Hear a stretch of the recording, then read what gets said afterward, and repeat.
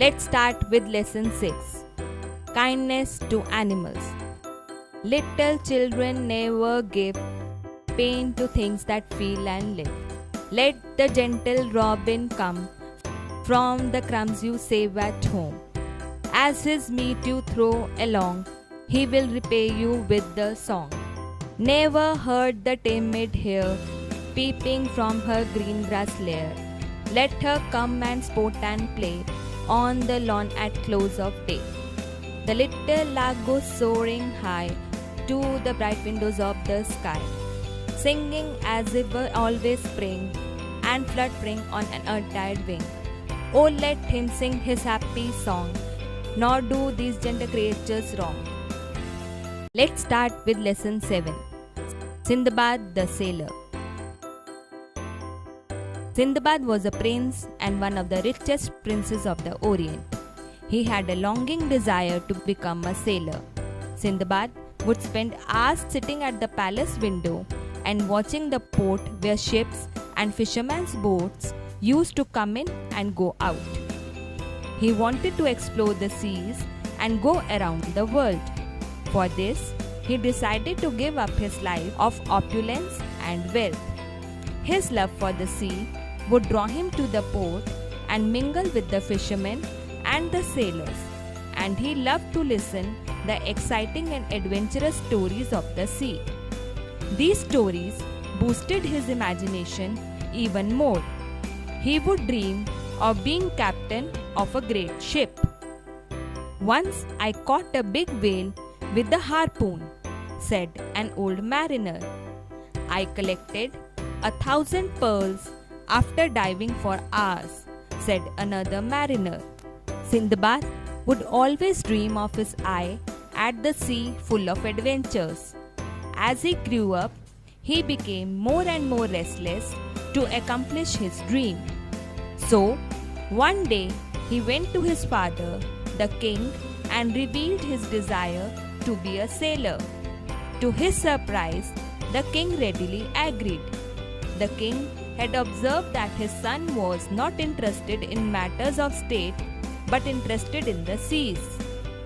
The king said, "Yes, my son, your wishes shall be fulfilled.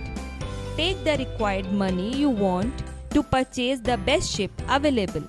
Sindbad was overjoyed and approached the best shipbuilder for his ship. The ship was built and it was a very strong vessel. He named it the Victorious. Sindbad recruited experienced sailors for his long voyage. A few days later, the vessel was ready to set sail. The moment of laughing arrived finally, and there was much celebration. His father wished him luck on his maiden voyage. Sindbad bid farewell to his father, and the Victorious sailed out to the sea majestically. The royal flag fluttered high on the mast. Sindbad proved himself to be a great sailor and captain. His adventures at sea became famous among all the kings and princes. His fame spread across the 7 seas. But misfortune can occur any day, as all days are not alike. One day, on a long trip on the high seas, when the sailors were tired after a day's work and were sunning themselves on the deck, a sailor posted at the mainmast suddenly cried out, "Land ahead!" The ship was heading towards the land, which appeared to be a small flat island. Sindbad thought that they discovered a new island because, according to their calculation, they had still to sail 2 days more to reach dry land.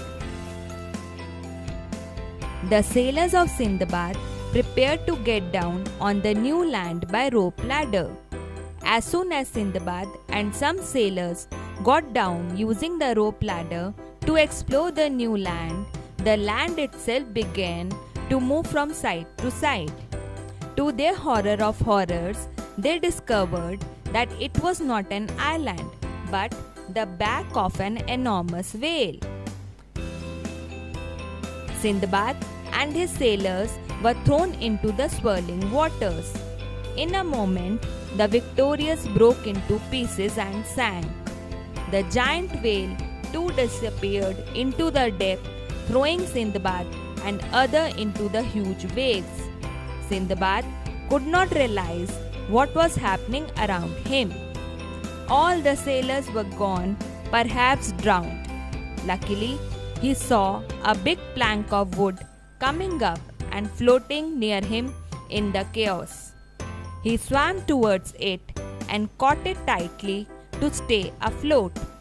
He remained like this for 3 days without food and water. He felt he would die as he was very exhausted. Suddenly, he saw on 4th day a dark stripe of land on the distant horizon. But he was too exhausted and fell asleep. He did not know how long he slept, but when he awoke, he found himself lying on the shore of an unknown island. He was too tired to open his eyes and lay on the sand most of the day.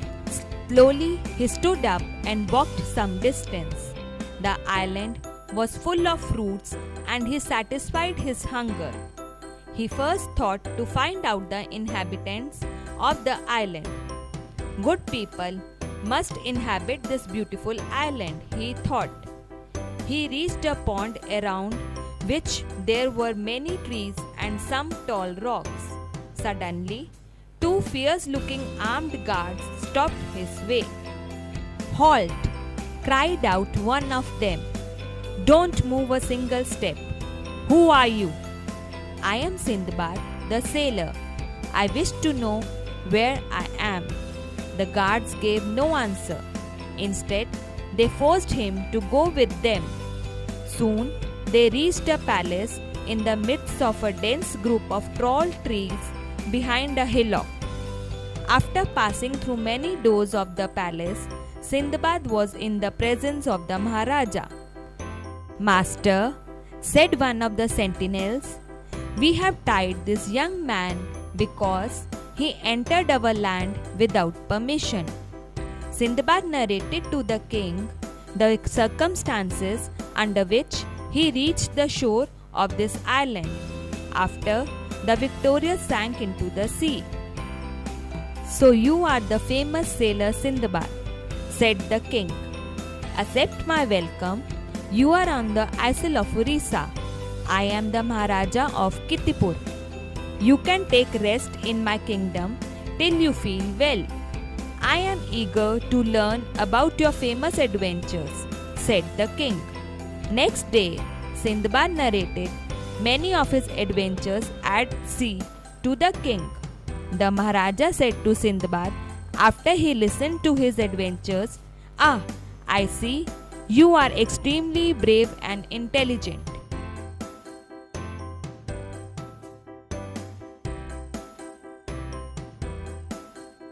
I am sure that what you most desire is to go back to the sea. I will help you to achieve your wish. But now you must take some rest." He arranged for a very comfortable stay for Sindbad in his palace. Next day, the Maharaja himself accompanied Sindbad to the harbour. He introduced Sindbad to the skipper of a big ship. The skipper agreed to take Sindbad to his country. He said, "Sindbad can sail with me on all the seas of the world. I can promise that many new adventures await the great sailors." After taking leave of the Maharaja and thanking him for all his kindness, Sindbad embarked on new adventures. Let's start with lesson 8. The girl with mermaid touch. She cycles around 40 kilometers, then runs in the track or countryside for 15 kilometers, and finally settles in a swimming pool or lake, whichever is nearby, for a swim for 5 to 6 hours.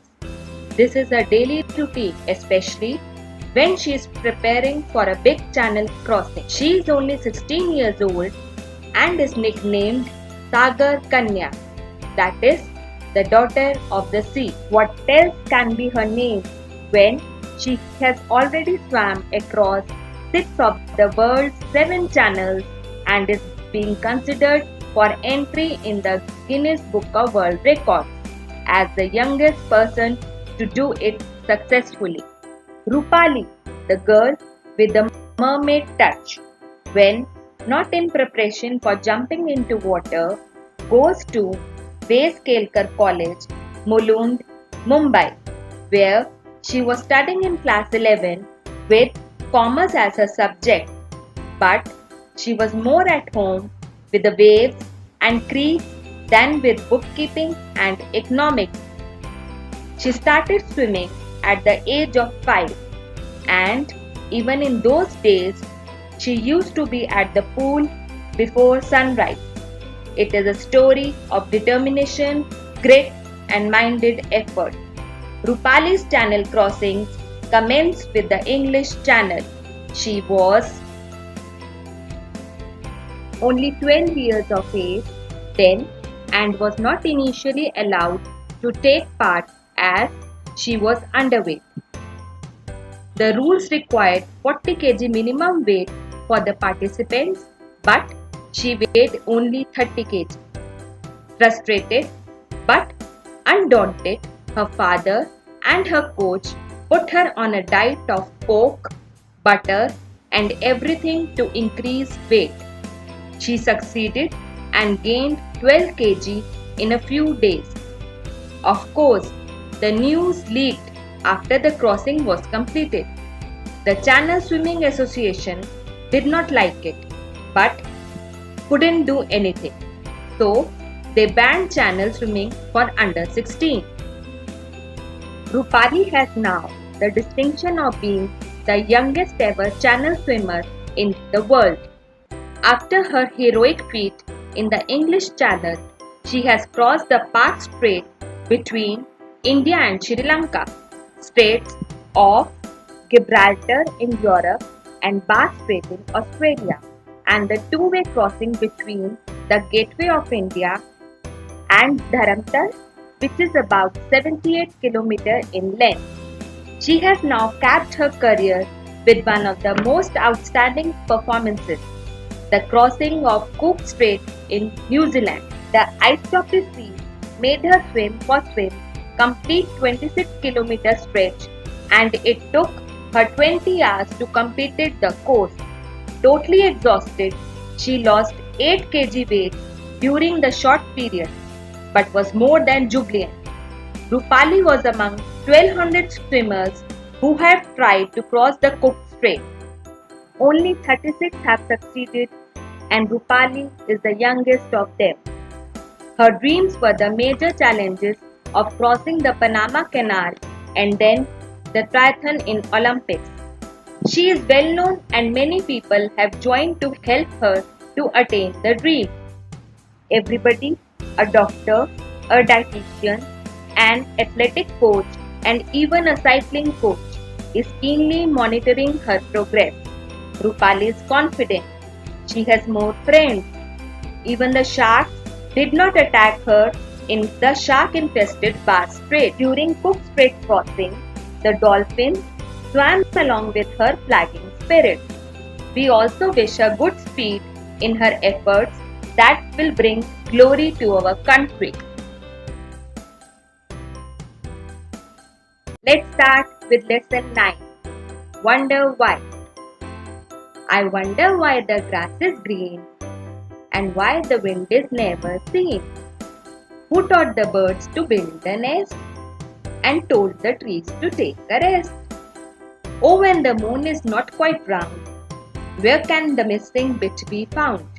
Who lights the star when they blow out and make the lighting flash about? Who paints the rainbow in the sky and hangs the fluffy cloud so high?